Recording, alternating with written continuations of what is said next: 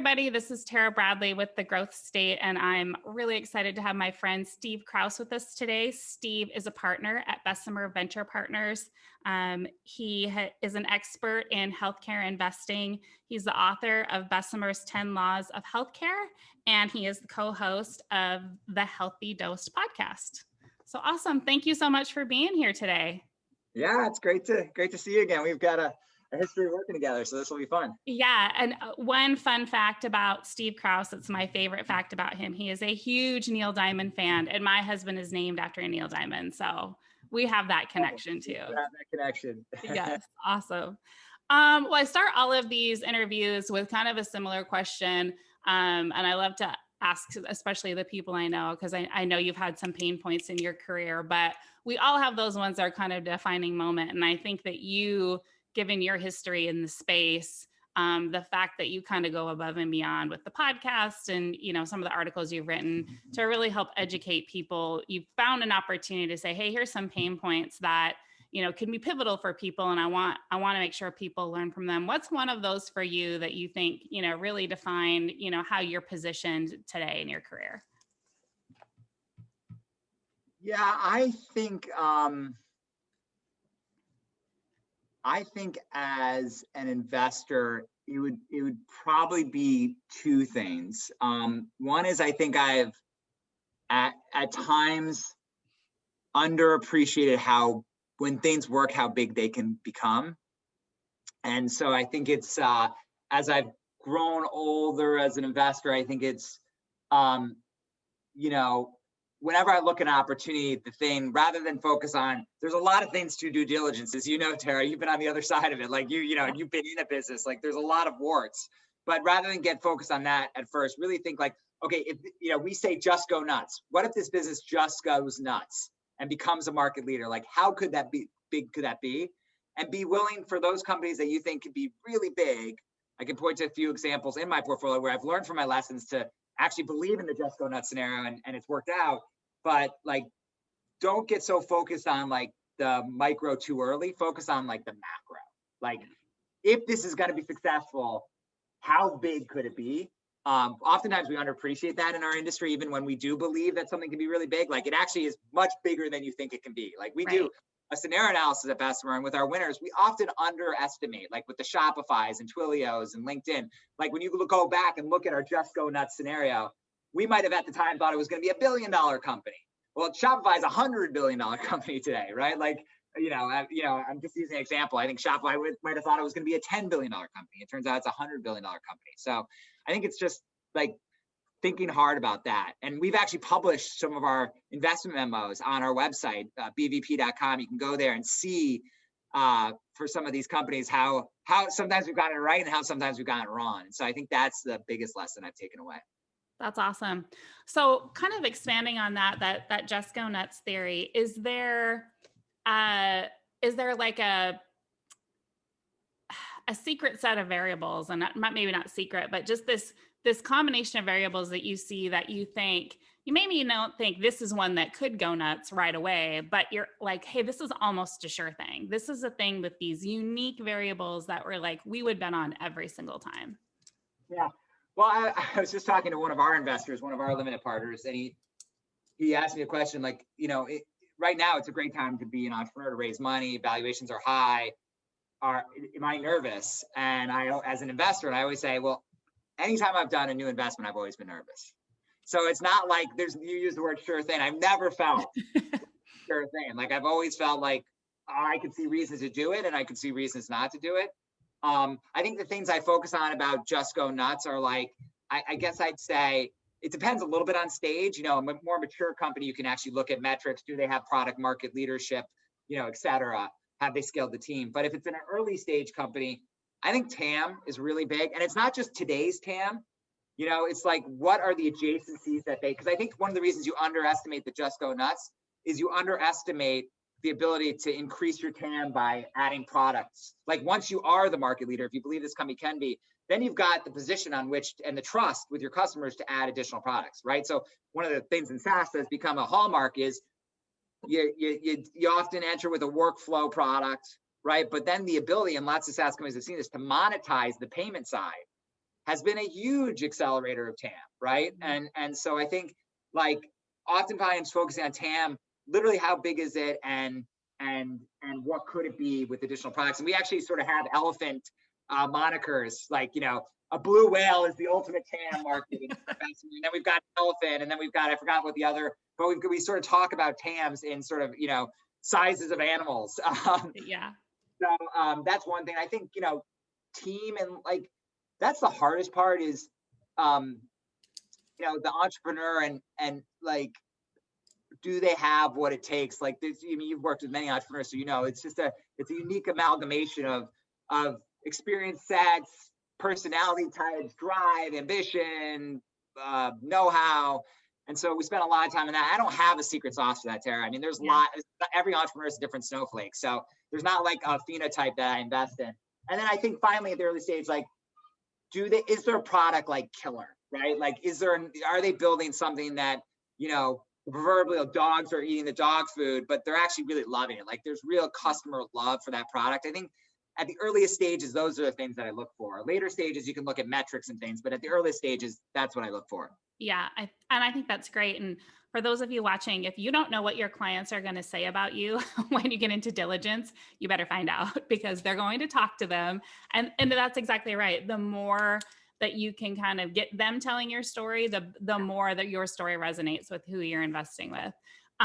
You said a couple of things there that I want to come back to. The first is TAM, and I laugh about it a little bit because as we've gone through these interviews, I've educated people on like the education process that you get when you go through transactions. And I can remember some of our first board meetings with Bessemer, and I'm like, we were like the C team. Like we literally were like, I don't know, here's this 80-page deck of all the things we think you want. And then as we learned more, we refined that and we did that through the partnership that we had with you.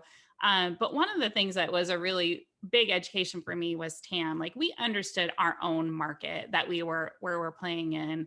We had done very little work in the adjacent markets. And it was interesting that as you started to have those conversations, how you really start to recognize where those adjacencies are and how TAM can play in it and how you make investments in that. And so I think it's a really interesting evolution in the CEO, right? Or that CEO founder team where they, you know, they're killing it in their one market and they maybe know their market definition, but you know, if they were going to go nuts, what else? Where else are they going to play in the space and what kind of investment would that take? And I know that's something that you help people kind of figure out as you get into that space and start to talk about, you know, what comes next, because with venture, there's always a next transaction, right? Like this, you guys get into it for there to be a next thing. And so I think identifying what those next opportunity is a huge thing. Yeah, that's right. And I think I mean, listen, there's many ways to build great companies. Venture capital and taking financing is only one of them, right? A lot of the great entrepreneurs in life and some of the wealthiest bootstrap their companies. But I think the benefit that venture brings to you as an entrepreneur is, one, hopefully there is sort of outside perspective, and the network, you know, other portfolio company learnings, which I think the DocuTech team leverage a lot. But two is just like, from a financial perspective, you have cushion, right? Like for DocuTech's early days, you guys were making it work, like living off the next customer, payment, and finally you get an infusion of capital, and that gives you the breathing room to think about what's next. And I remember a lot of our conversations were about that. Like, you know, I think in our investment memo is probably like mostly clinical, some RCM, which is like, it was a, collection services business, which we took a toll off of, right? And we probably didn't think about the patient engagement space, right? Or the check-in piece. And, so there has been a nice migration, but I think that's what financing allows you to do, is think about what are the next acts, Yeah. One of the other things that you mentioned was team, which I always think is an interesting one, because I think it's, entrepreneurs, founders, CEOs, they come in, they have a great idea. They maybe have never been operators themselves before. They've just got something. They're trying to build a team. They get through this process. Maybe have to help them build the team. And then there's a reality at some point that with the next transaction, that team may not be the team that gets them to the next step. How do you help, the companies you invest in navigate that space? Because some of them have hired their brother or their best friend or whatever. And you're like, okay, that's not the guy that's going to get us to the next spot. Yeah. I think, you can, I mean, entrepreneurs by definition, my sister's an entrepreneur, so I say this with all due respect. I mean, by definition, they are most of the time, well, they are definitely doing the impossible with limited resources, and they've been told no a ton, right? And so if that is what you're doing, like inherently you get your guard up to defend yourself. It's a natural human instinct of like, no, my way is the right way. Like that's what you have to do, like for most of your journey, right? Whether it's battling competitors or customers who don't believe in you or early financiers or someone joining your team early on. Like most people are gonna tell you no. So I get it. Like, and I think you can only really walk a horse to water, right? Like some people will inherently believe you, but most entrepreneurs are like, they're skeptical, and that's okay. And so like, I think the way you sort of, like I've never ever really had said an entrepreneur, you know what, you got to hire a CFO tomorrow, and then be like, oh, you're right, Steve. Like introduce me a bunch of candidates. I like literally have never had that happen. And that's okay. Like the answer is like, no, my guy or my woman is good and they're going to scale. And you're like, I've seen this before. Like I've invested in a company that's now, public and billions of dollars. Like no offense to that person, just everyone has a natural, arced career and a certain area where they really, gronk, in a certain area that they plateau. And so I think like ultimately as an entrepreneur, I think what you should do is listen. And if you hear it enough times from enough independent people, you should think about it and assess. And for sure, you should take introductions to better candidates and meet them. Like it never hurts to meet a candidate. Like that's what VCs are good at, is like introducing you to a lot of people, including like, look at the entrepreneurs in that investor's portfolio that you admire and that you want to become one day, and ask for an introduction to them, right? And ask them how they dealt with this question, and ask to talk to their CFO. Like some of the best entrepreneurs I know, I haven't always believed me at first, but they've talked to our operating partner, Jeff Epstein, who was the CFO of DoubleClick and then the CFO of Oracle, and has been he's one of those guys who has scaled his career from small to big, and he's able to say, you know what, Entrepreneur X, I'll meet with your CFO just to get to know them as part of the best of network. And he'll go back and say, I don't think that person's going to scale. And like, they talk to me, they talk to Jeff, they talk to the other investors, they talk to advisors. And I think ultimately, you got to figure it out yourself as an entrepreneur. But if you start to hear it enough, you should be like, hey, like these people have seen this happen before. Let me at least start to go meet other candidates. And once you start to meet other candidates, you're going to kind of figure out like how good your person is. Yeah. I think it's sort of you can only walk someone to water is what I'd say. I'd say the other thing, this is the reason why you should have independence on your board. Like if you think about DocuTac, we had Kevin Lynch. He was like true independent. He was great, right? Like, he was good with the investors. He was able to give us feedback from Eric and you that like when we needed to like listen harder to what you were saying. And he was good communicating to you guys about, hey, your investors are telling you this. I've been in your shoes. I was a CEO. Like, I really think as an independent, someone who really doesn't have a Bessemer hat on or, any other investor hat on, or doesn't have a, DocuTac management team hat on, as a true independent, I think you should hire person X, like upgrade. Right. Always encourage entrepreneurs, especially if they're raising venture money, but even if not, get someone who's truly independent onto your board, because they can serve as like a good sounding board for you. Right. And an independent one. Yeah. And I think they can be someone too, that they can be the voice of reason. I know that we reached out to Kevin Lynch and other scenarios. We've always reached out to the independent board member and said, am I crazy here? Yeah. help me get some perspective. So I love that you shared that.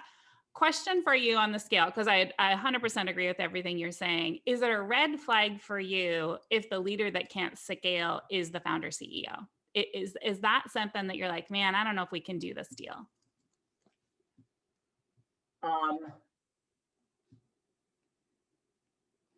I think it is inevitably I think it's a venture capital, 101 to say that I only invest in people who I think are going to take it to the end line. And by the way, that's awesome. It's so much easier if you don't have to change CEOs, especially if they're fat. Like it's hard, right? Yeah. There's risk. Like there's human emotion, there's pride, there's the team is familiar with this person. This person probably hired the team. There's disruption. Then there's the risk of going to find someone new. Like this is not something that venture capitalists like to independent board members like to wake up doing. Like this stinks. It's hard. And there's a lot more risk to your investment. It for sure delays your time to exit, which from a financial perspective delays your internal return on investment, right? By at least a year, right? So it decreases, like by definition, your return. But sometimes you have to do it because like it's really hard. There are very few people who can go from 0 to $1 billion. It's like, Yeah. it's so hard, right? And so I think you have to be open to it. And I think the conversations that I always have to have are like, at the early stage of getting to know entrepreneur, are they willing to change out the friend, right? Right. You know, are they, when you say to them, hey, by the way, we saw this in diligence, I'm not sure this person's, you know, really like, do they like immediately like get, you know, the hair up on their neck and you can kind of see it, or are they like, oh, well, tell me more, like, let's discuss that, you know, like the latter signals to me a willingness to have flexible thinking. By the way, I'm not right all the time. I make a ton of mistakes as an investor, but at least they're willing to discuss it. The former of like the hair on the back is like, uh-oh. And you sort of figure that stuff out in the diligence. I don't think you can ever figure out whether this person's going to get to the promised land. That's just like, who knows? There's just too many, it takes too long and there's too many hurdles you have to pass as an entrepreneur to know for sure. But of course you always want that to be the case. Right. Yeah, definitely. Well, and I think it makes it hard too if they don't scale, they probably haven't done a great job of passing on that tribal knowledge either. And so it's like, yeah, it definitely is going to slow down the process for sure. Um, as a growth investor, you know, you're always looking at growth in the venture world. How do you weigh the risk and benefit of growth versus profitability? Yeah. So, you know, I think, we think a lot about this a lot. I mean, we think, growth is, you know, at the end of the day, like we're investing in companies that we think have skewed upside, right? And their differentiation versus the incumbents is that they're introducing something new that's going to take the market by storm, and that's got this just go nuts potential. So, you know, by definition, just at the highest level, the new entrants aren't going to outprofit the incumbents, right? Right. So we like growth more because that's where we're getting our we and frankly the entrepreneurs and the whole team are getting the alpha, right? Taking the risk. That's the reward for the risk. But I do think there's, you know, it's sort of efficient growth, right? And so, you know, we have a whole bunch of papers, which I know the DocuTech team took advantage of, on sort of best in class SaaS metrics. And I think this idea of, for early stage companies, it's like, you know, burning less than $1 to add $1 of revenue, you know, roughly is like best in class, right? Because at that point, it's too hard to say rule of 40, which we'll come to in a second when we talked about later stage companies. But like, you know, I think if you can add $1 while burning less than $1, like that you should be investing more dollars every day, right? And if you can add $2 while burning $1, like you should be, when we talked about this a lot, Dr. when do you double down? What are some metrics show you? And I think at the earliest stage, that's what you should be looking at, is like, you know, continue to invest as long as you see the machine having some sign of efficiency. Yeah. At the later stages, we do like sort of zone in more on this rule of 40, which is like, you know, your growth rate as a percentage minus, you know, your free cash flow as a percentage. You kind of, the best in class companies are north of 40, right? And so you sort of want to target that type of growth because you're becoming more mature. And so presumably it's not just about top line growth, it's also about showing you the benefits of scale that you're getting on the bottom line, right? And so, so I think that's how we think about it, but we're more focused on growth. I think nowadays there's so much money chasing after companies. The problem is people are, you know, by the way, one of the best ways to get, you know, in the early stages is spend less than $1 to get $1, or in the later stages, get to rule of 40 is to have high gross margins, right?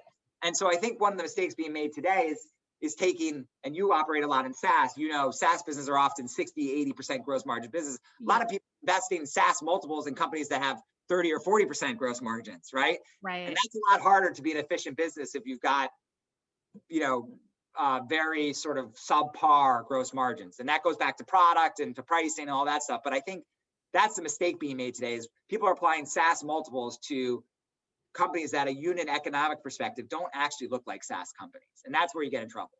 That's where you have inefficient businesses.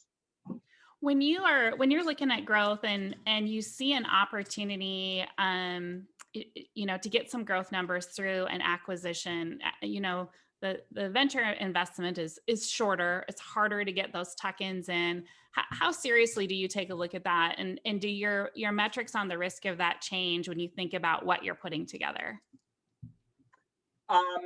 I think in healthcare, I mean, I think at the end of the day, the best companies that are venture-backed healthcare companies have really strong organic growth. Like you just gotta have a core chassis that where the customers love it, they're willing to, they continue to eat the dog food, i.e. they have great retention, you know, they're willing to consider upsell or cross-sell. But I think because healthcare is so big, and you know, any little slice, you know, if you're focused on rheumatologists, like you could have, you know, software, billing, you can imagine a lot of different products that are just rheumatologist focused. Like I think adding on stuff through M&A makes sense. But I'm not the type of investor that just looks at like M&A alone. I want to see core chassis that works, because I think that's really at the end of the day, you know, more of the venture bet. But we're happy to, you know, back our teams to make acquisitions where, you know, 1 + 1 = 3, or where it's a nice bolt-on to their product set. Because as we said, one of the ways to increase your TAM is to increase your you know, the product breadth that you have. And in healthcare, there's a lot of opportunity to do that, as you know. Yeah, definitely. Bigger share of wallet, something we talked about all the time. One of the other things we talked about all the time was, if we spend more on marketing, what is that going to do for us? And I have to think that that's pretty common. As you get someone new in, they've been bootstrapping, they've been strapped for cash, they probably haven't invested as much in marketing as they probably should have to capitalize on the market. Is that pretty common in what you see? And is it because they just aren't sure that they want to spend the money and get the return, or they're just unclear on where they should be putting those dollars? Yeah, I mean, I think like marketing dollars and running, you know, A/B tests and trying different, you know, channels of marketing, and, you know, conferences versus digital versus, you know, sub-segmenting digital versus, you know, SEO versus, you know, frankly, just in healthcare, still collateral, right? Paper collateral. Like this is a luxury for, as we said, for a company that's living kind of paycheck to paycheck or customer invoice to customer invoice. Like you're not going to have the ability to push as much on those threads. So it's very common. And by the way, marketing's an experiment, right? I mean, at the end of the day, it's not like, you know, like the DocuTap playbook or the VitalWare playbook won't necessarily translate to, you know, NetSmart, right? I mean, like, especially in healthcare, where, as Jonathan Bush, the founder of Athena, said, it's like, you know, it's a $4 trillion industry, but it's probably like 1,000 $4 billion markets, right? Or something like that, right? Like each market has its own unique intricacies. So I think, yeah, very common. And again, it's that cushion, right? In addition, it's sort of not only just exploring your next, the next sort of act, as we talked about, the next product opportunity, but like literally exploring what's the right sales and marketing motion for you? Like you're going to fail. Like that's where venture capitalists don't get upset, right? As long as you run thoughtful experiments and have the data to back it up, and be willing to reverse something that wasn't working pretty quickly. Like that's what we do all day long. That's what we invest in. Like, yeah, you know what? Oftentimes your first salesperson is not going to work. Right. For sure, they're probably not going to be your CRO in 2 years, right? And you're going to mess up. Should we do inside sales? Or, you know, like this happens all the time. As long as you run as an entrepreneur, set up the experiment well, you know, invest the right amount of dollars to see if it works. Be very clear about when do you double down on investment versus when do you kill it. Like that's the beauty of taking a little money, is like try to see what works. And then when you see it works and, you know, you're investing $1 and getting $2 of gross margin out of it, like let's double down on that until that, you know, that ratio comes down, right? So that's what we're used to, that all the time. Yeah. Yeah, that makes sense. I'm curious from your perspective, you know, a lot of founder CEOs, they, you know, if they're lucky, they've been through a transaction before, but they maybe haven't. What, in your opinion, if somebody's getting ready to go to diligence and they want to be in a defensible position, what's the thing they should focus on the very most? Like you might not have time to get your whole house in order, but what's the thing that you absolutely should put, you know, the most energy into?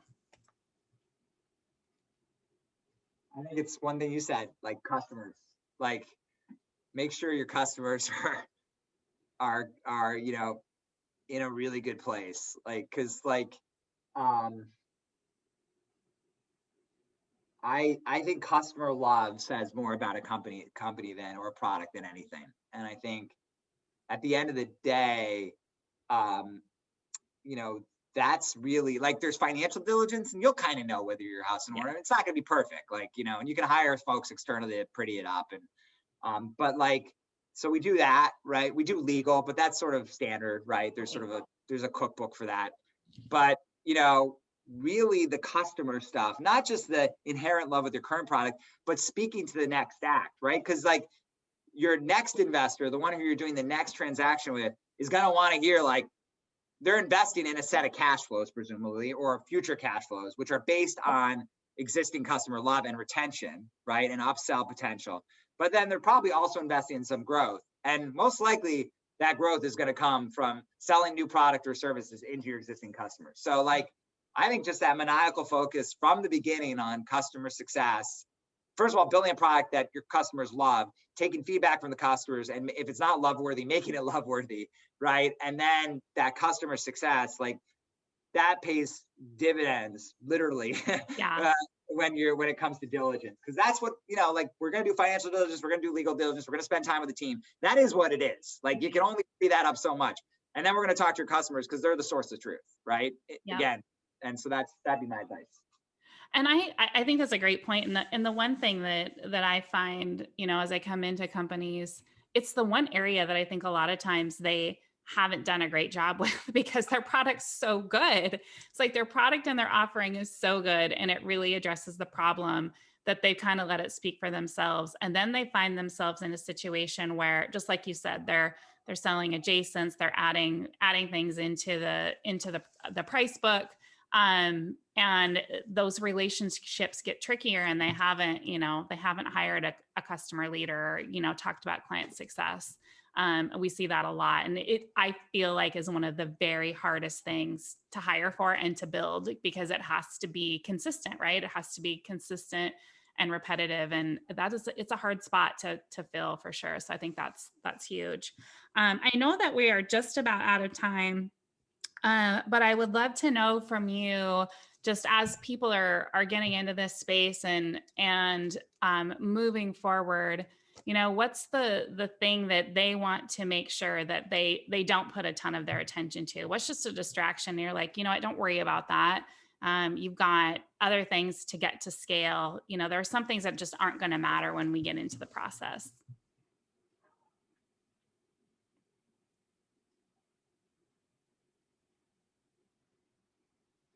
It's really good. I don't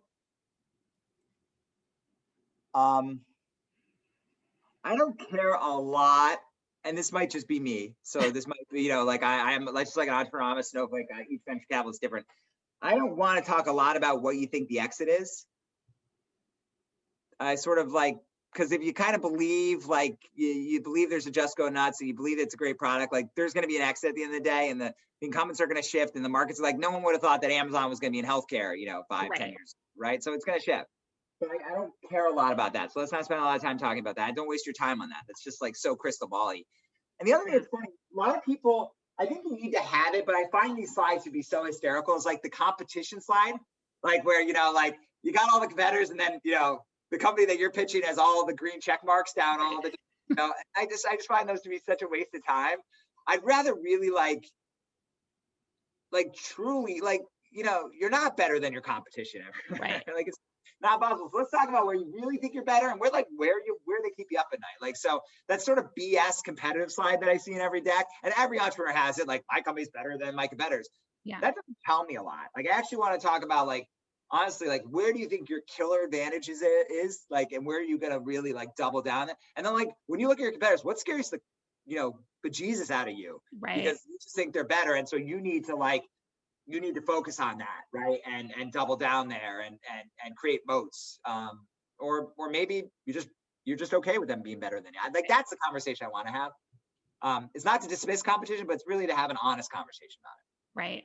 And I think that's just a huge part of the whole diligent process in general, right? Is transparency. Like, it's easier for everybody if we can be as transparent as possible, and obviously put, you know, a positive spin on things, but you know, it's going to come out anyway. So if you've been transparent, it makes it an easier conversation. Well, and also it gets to the thing about, you said, like, scaling and like what type of entrepreneur I look for. Like, guess what? I know every entrepreneur thinks their company's the best. Like, that's not a shocker. Like, You should. Like, that's why you're doing this, right? But like the entrepreneur that I want to back up is not like smoking their own dope or drinking their own Kool-Aid or whatever the metaphor is. It's like they're actually like really paranoid about their competition.